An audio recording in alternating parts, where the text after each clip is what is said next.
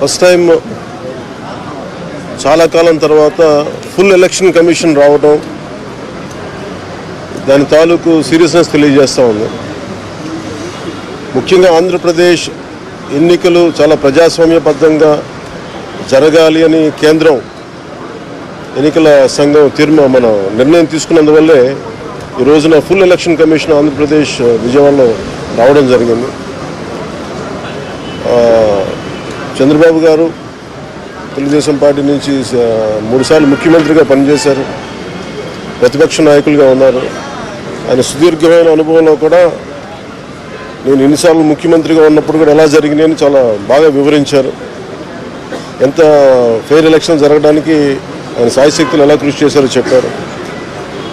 జనసేన తరపు అలాగే వైసీపీ ఏమేమి చేసింది ఇప్పుడు దాకా, దొంగ ఓట్లు ఎలా రిజిస్టర్ చేశారు, ఆ చంద్రగిరి ఇందాక మీరు చెప్పినట్టు చంద్రగిరిలో దాదాపు 1,00,000 పైచిలకు ఓట్లు దొంగ ఓట్లు నమోదు చేస్తే దాదాపు దాంట్లో 1/4 ఆల్మోస్ట్ దాన్ని యాక్సెప్ట్ చేశారు.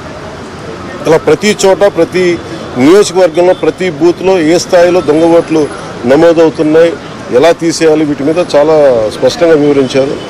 జనసేన తరపు నుంచి నేను ప్రత్యేకంగా వివరించింది ఎలక్షన్ కమిషన్కి, వైసీపీ ప్రభుత్వం వచ్చినప్పటి నుంచి లా అండ్ ఆర్డర్ కంప్లీట్గా దిగజారిపోయింది.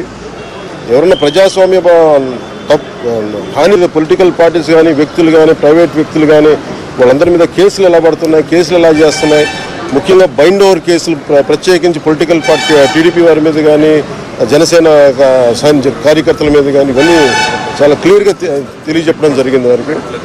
అలాగే పోలీసు అధికారులని ఇప్పుడు సడన్గా మారుస్తూ ఉన్నారు.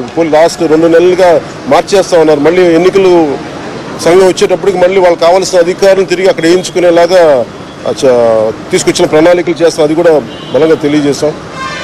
అలాగే మహిళా కానిస్టేబుల్స్ ప్రత్యేకించి సంబంధం లేని చోట్ల వాళ్ళు దాదాపు 87 నియోజకవర్గాల్లో వాళ్ళు పెట్టారు, అది వాళ్ళు దూరం చేయమని ప్రత్యేకంగా ఆయన వివరించారు.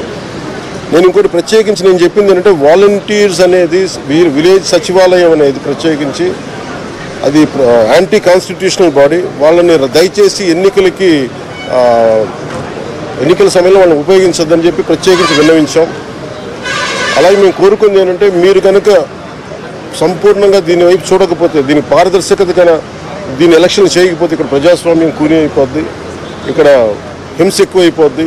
అలాగే గత స్థానిక ఎన్నికల్లో కూడా ఏ స్థాయిలో కనీసం ఒక దళిత యువకుడు లాంటి ఒక కనీసం నామినేషన్ వేసే పరిస్థితుల్లో కూడా లేదు, అందరినీ చేశారని చెప్పి ప్రత్యేకించి అది వివరించాం. ఖచ్చితంగా వాళ్ళు ఒకటే ఎన్నికల ప్రధానాధికారి ఒకటే చెప్పారు, ఆయన CEO, మేము చాలా కట్టుబడి ఉన్నాం, ఫ్రీ అండ్ ఫెయిర్ ఎలక్షన్ జరిగేలా కట్టుబడి ఉన్నాం అని చెప్పి అంత భరోసాగా ఇప్పుడు మాట్లాడటం ఖచ్చితంగా ఇది కేంద్రం చాలా సీరియస్గా తీసుకున్న ఆంధ్రప్రదేశ్ ఎలక్షన్స్లోనే తెలియజేస్తూ ఉంది. ఈసారి ఫ్రీ అండ్ ఫెయిర్ ఎలక్షన్స్ ఉంటాయి, ప్రభుత్వాలు మారుతాయి అనే నేను మనస్ఫూర్తిగా నమ్ముతున్నాను.